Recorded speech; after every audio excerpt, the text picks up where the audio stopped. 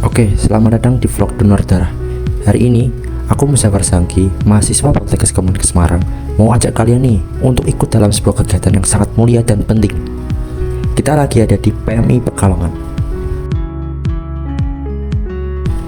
Dan hari ini, aku ditemani oleh omku, yaitu Gatot Sumarsono, untuk melakukan donor darah.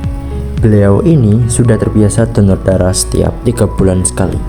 Aku sendiri sih belum pernah lihat langsung proses donor darah, jadi aku excited banget sekaligus pengen tahu lebih banyak tentang pentingnya kegiatan ini. Sebelum kita lanjut ke proses donor darah, penting banget nih buat kita semua tahu kenapa sih donor darah itu penting banget. Donor darah adalah sebuah tindakan yang sangat mulia dan memberikan kontribusi besar bagi kemanusiaan.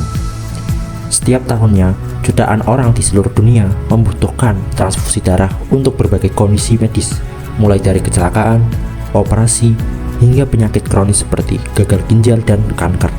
Dengan mendonorkan darah, kita tidak hanya menyelamatkan nyawa orang lain, tetapi juga berkontribusi pada kesehatan masyarakat secara keseluruhan. Bayangkan saja, darah kita didonorkan bisa membantu korban kecelakaan yang kehilangan banyak darah, pasien yang menjalani operasi besar, ibu yang mengalami pendarahan saat melahirkan, atau anak-anak yang menderita penyakit seperti leukemia. Nah, sekarang ini lagi menuju ke bagian pendaftaran. Perlu mengisi formulir yang berisi data diri dan riwayat kesehatan. Di sini, karena sudah pernah ke PMI sebelumnya, jadi hanya scan kartu identitas yang nanti akan keluar formulir pendaftaran. Informasi ini penting untuk memastikan keamanan pendonor dan penerima darah. Petugas pendaftaran akan menanyakan beberapa pertanyaan terkait kondisi kesehatan terkini dan riwayat penyakit yang pernah diderita. Semua informasi ini bersifat rahasia dan hanya digunakan untuk keperluan screening kesehatan donor. Setelah mengisi formulir, akan dipanggil untuk pemeriksaan kesehatan awal. Pemeriksaan ini bertujuan untuk memastikan bahwa kondisi saat ini fit dan memenuhi syarat untuk mendonorkan darah. Petugas kesehatan akan menanyakan beberapa pertanyaan ringan mengenai kondisi kesehatan umum, seperti apakah sedang merasa sakit, tidak sedang mengkonsumsi obat-obatan tertentu, dan apakah memiliki riwayat perjalanan ke daerah tertentu yang berisiko penyakit menular. Pemeriksaan awal ini merupakan langkah penting untuk menjaga kesehatan pendonor dan keamanan darah yang akan didonorkan nantinya. Selanjutnya, ada pemeriksaan kesehatan yang lebih mendalam nih. Petugas kesehatan akan melakukan pengecekan tekanan darah dan kadar hemoglobin dalam darah. Pemeriksaan tekanan darah penting untuk memastikan bahwa tekanan darah pendonor berada dalam batas normal.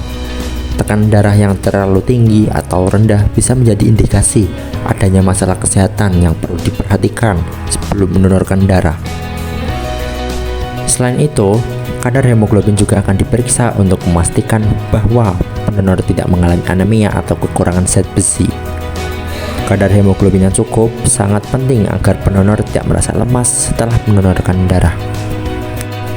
Setelah pemeriksaan semua selesai, petugas kesehatan akan menyampaikan hasilnya dan menjelaskan apakah beliau memenuhi syarat untuk melanjutkan proses donor darah.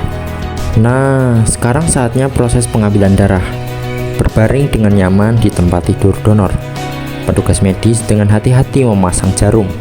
Proses ini biasanya tidak terlalu sakit, hanya terasa sedikit seperti gigitan nyamuk, tidak seperti gigitan macan atau harimau. Darah kemudian akan mengalir melalui selang steril menuju kantong khusus yang sudah disiapkan. Selama proses pengambilan darah berlangsung, aku sempat bertanya kepada Om mengenai pengalamannya dalam mendonorkan darah. Ternyata beliau sudah rutin mendonorkan darah sejak lama. Beliau terlihat santai dan tidak merasa tegang sama sekali. Proses pengambilan darah ini biasanya berlangsung sekitar 10-15 menit, tergantung pada kondisi fisik pendonor dan kecepatan aliran darah. Proses donor darah sudah selesai. Sekarang, petugas medis sedang melepaskan jarum dan memasang perban di lengan. Beliau terlihat segar dan tidak raut wajah lelah sama sekali. Terima kasih banyak ya Om atas kebaikan dan kepeduliannya yang sangat luar biasa. Semoga darah yang didonorkan ini bisa bermanfaat bagi banyak orang yang membutuhkan. Nah teman-teman, kalian sudah lihat sendiri kan bagaimana proses donor darah di PMI Pekalongan tadi? Ternyata prosesnya cepat, mudah, dan aman. Aku juga mau mengucapkan terima kasih kepada seluruh tim PMI Pekalongan atas fasilitas dan pelayanan yang sangat baik dan profesional.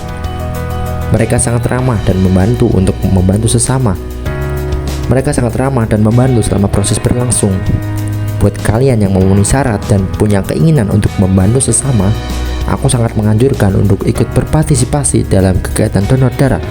Status darah kalian bisa menyelamatkan nyawa seseorang. Kita bisa mendonorkan darah setiap 2 bulan sekali. Kalian bisa mencari informasi lebih lanjut mengenai persyaratan dan lokasi donor darah terdekat di website atau media sosial PMI. Jangan ragu untuk berbuat baik. Donor darah itu mudah, aman, dan sangat bermanfaat. Sampai jumpa di vlog berikutnya. Jangan lupa like, comment, and subscribe channel aku ya. Sampai jumpa.